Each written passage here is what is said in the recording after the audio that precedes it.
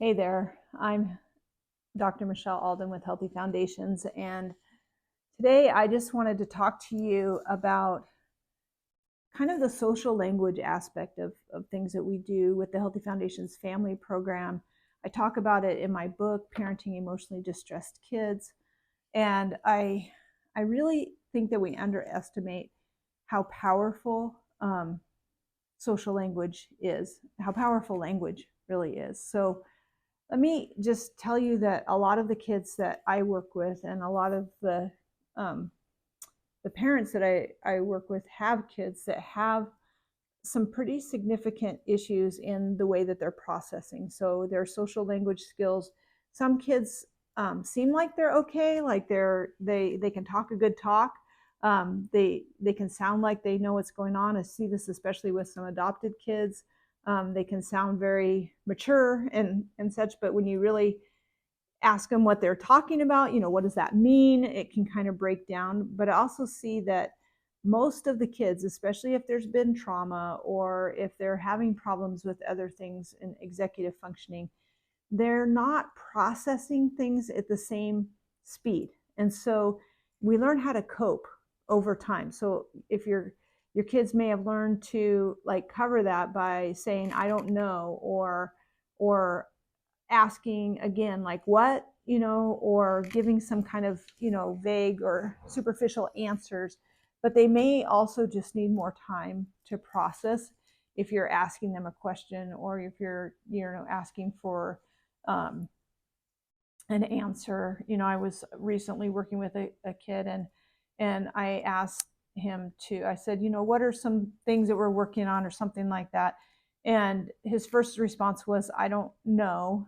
And I said, let me give you a minute to think about it. And then the parent was continually saying, you know, well, remember about this and know about this. And I see that when we're playing games and some things like that, that parents will often fill in the answers, or other kids in the family will fill in answers.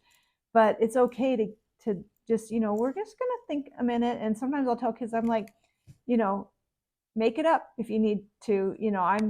I'm just looking for an answer, right? Like, and so I don't just settle for the I don't know. If they ask what, a lot of times I will wait and let them think about it, because they're just doing that to kind of pause. So just be aware of that when we talk about language and social language skills, that there's a piece of it about how your kids are processing and how much time it takes them to process.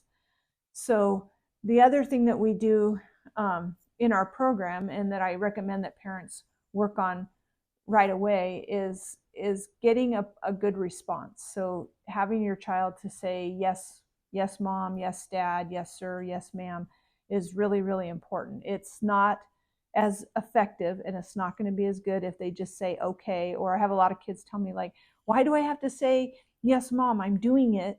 And so I say, that's great that you're doing it, but I just want you to say yes mom. And it actually helps the brain and rewires the brain. I know I've done a video on that before, so I don't want to spend too much time on it. But it is kind of the early part that we do in the program. So when we start working on social language skills, we work on that good response right off the bat. But the other piece of it that sometimes we don't get to as much as I would like to in our 12-week or 90-day program, because we're working on safety issues and other things, and so we don't often get to this part of it. But I've been bringing it in earlier in a lot of the families, because I think it's a part of the social language that really helps, and that has to do with manners. And so I really want to talk about this tonight, because one thing that I see kind of across the board is that as adults and parents, we're especially worried about our kids being disrespectful. And we have this word, respect, that gets used at school. It gets used, by parents, like that's disrespectful, that's rude. Don't say that. Don't talk like that. Kids here, I have kids tell me like, you're not respecting me, And so I like to find out, what does that mean? What does it mean to be respectful? How do you know if someone's being respectful or not? Because most of the time we don't like what someone said, and so we think it's disrespectful. But but really, like, it has more to do with like the way something is said, right? Like, I can disagree with you respectfully, or I can disagree with you with respect, right? And so our kids are really honed into their negotiating skills, most of them, which is the arguing, right? And we're kind of honed into our lecturing skills of, like, and giving reasons and things like that, and using words like, don't be rude, or you're being rude, or don't be disrespectful. And so in your thinking about it, or with your kids, you could even, talk about, like, I know I've said this to you, that you're disrespectful, and I'm just wondering, like, what does that mean? Like, what does it mean to be disrespectful? What does that feel like? What does it mean to show respect? Like, how do we know if someone respects us? And a lot of times it comes down to kindness. So early on in the program, we'll talk about using kind words. And so if somebody says something mean or calls a name when we're playing a game and we're practicing social skills, I'll say use kind words, and that seems to be better than, don't be disrespectful to your sister. It's like, it's just easier, and it just seems to matter more if we say something like use kind words. So if you're, and sometimes we just say that wasn't kind, and we move on. But when we're working more on the manners part of it, I want to break those things down. So the very first thing that we talk about in talking about manners is all about talking. It's about interrupting. It's about how we ask for something, how we say something. So a lot of times I'll make a good word list and a bad word list, and it's, the bad words are not like swear words, or like, I don't write those down. I don't think there's any need to do that. But we'll just say, like, we'll put the obvious things, like, on, no cussing, or we'll say, like, on that side of things, on the words we want to stop using.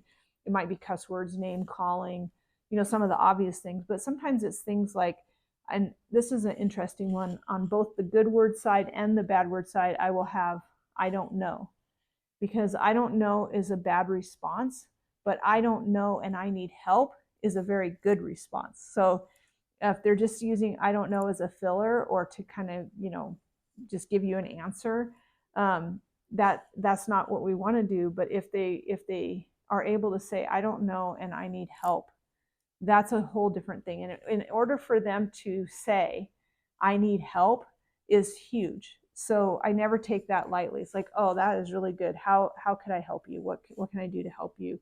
Don't take over and do it for them, but just, getting kids to be able to ask for help, it's definitely on the good word list. So the other thing is whether it's, like traumatic autism, or the executive functioning in their brain, or it actually really is autism, severe ADHD, kids scripting things out, like letting them know what to say. If someone gives you a compliment, did you know that all you have to say is thank you?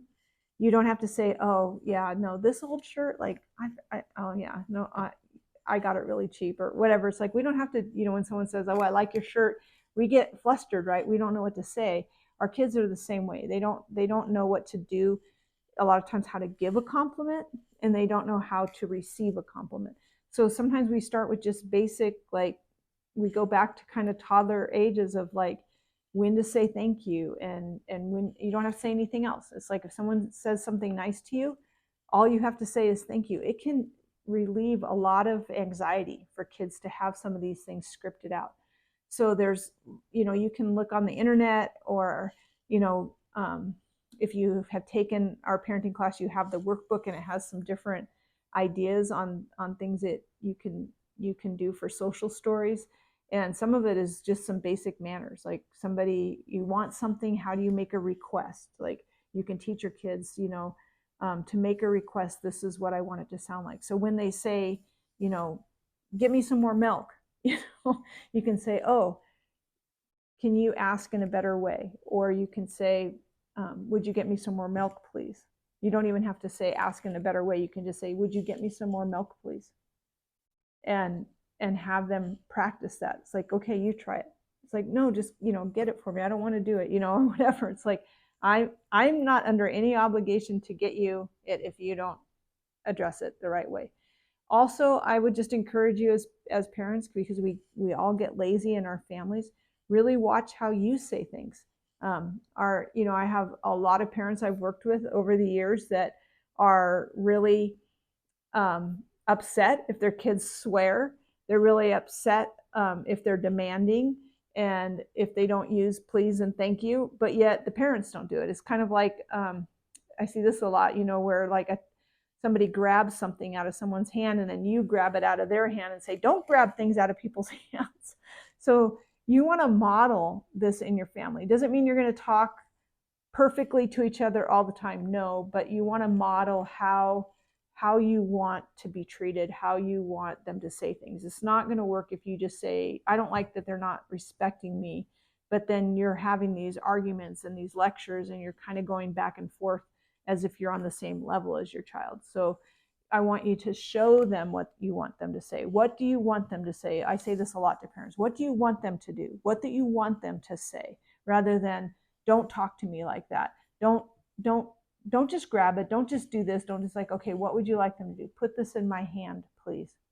Put that on the table. Go sit down. It's much easier than stop doing this. Don't do that. So, and it's part of manners, but it also helps their brain to process differently. So if you're, and you can practice this. I think a really good way to practice it is to tell your kids, hey, we're going to just kind of work on some basic manners and we're just going to try it. And if we can work on some, like if you're going to just spend a week working on table manners, at the end of the week, you may take them to a restaurant, and say, okay, so we've been practicing our manners. Here's how we do it in a restaurant. We had different levels of degrees of what kind of restaurant that may look like. For some kids, or some families, it may be fancy enough to go to like a buffet, right? Because you're going to teach them, how you're going to set the parameters of what you want that to look like, how you want that to do. So it's a really good reward after working on a unit or two on manners. So you may do, like our family, kind of our place where we would practice our better manners was at Olive Garden. That was kind of our practice. I would go at like 2 p.m. when it wasn't really busy. I had 5 kids and they all knew how to order. They also knew how to ask, like, what would be appropriate to order, what kind of the range was, right? So they weren't just looking at the most expensive thing. I did have one kid that liked to do that, but you're looking, you're giving them kind of the parameters of like, we're going to order and you two are going to share something and you two are going to share something, or we're going to order 3 meals and we're going to all share, however you're going to do it. But we would set all that up ahead of time, and it would usually be after we had been, working on something, specific.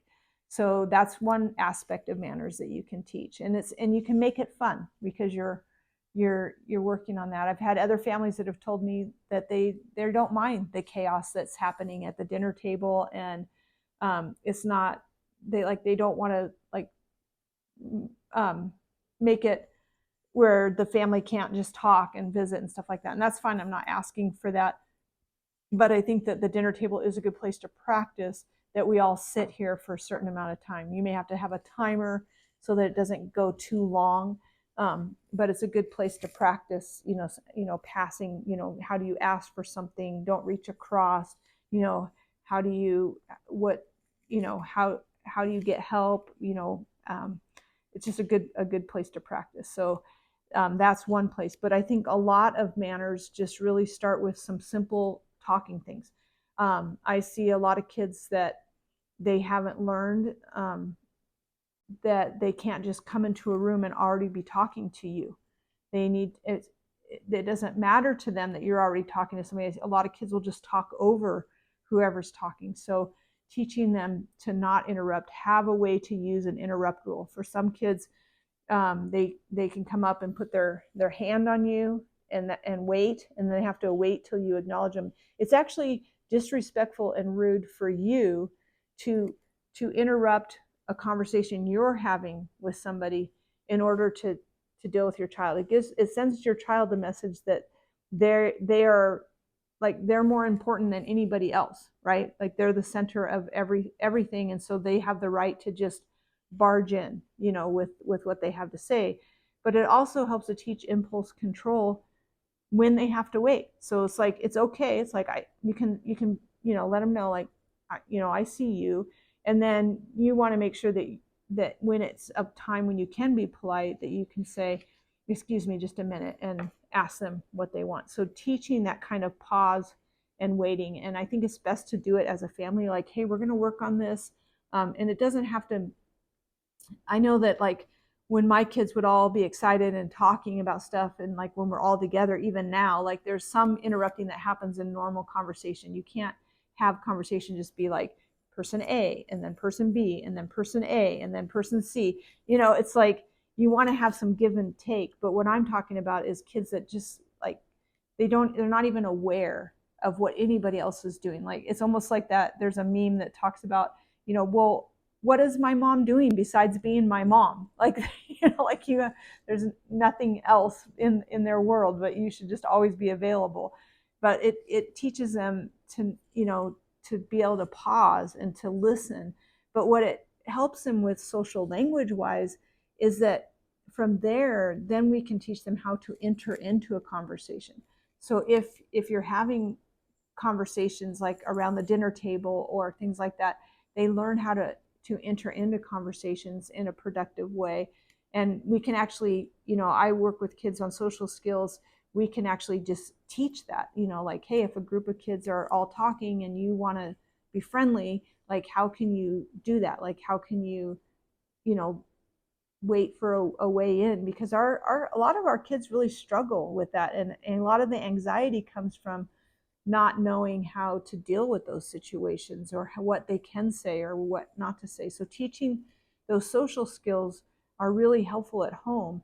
And it may seem really basic that you're having to remind your child, like, you need to say thank you. And I think it's fine to give those kind of reminders at times, but I really prefer if you really, like, they need to think about it, right? So if you're waiting to hand them something and they're like, what? It's like, I'm waiting for you, and let them think about it. Or giving them the sentence, I want you to say, may I have that, please? Don't just grab it out of my hand. Or, whatever it is that you want them to say, which means you have to think about it.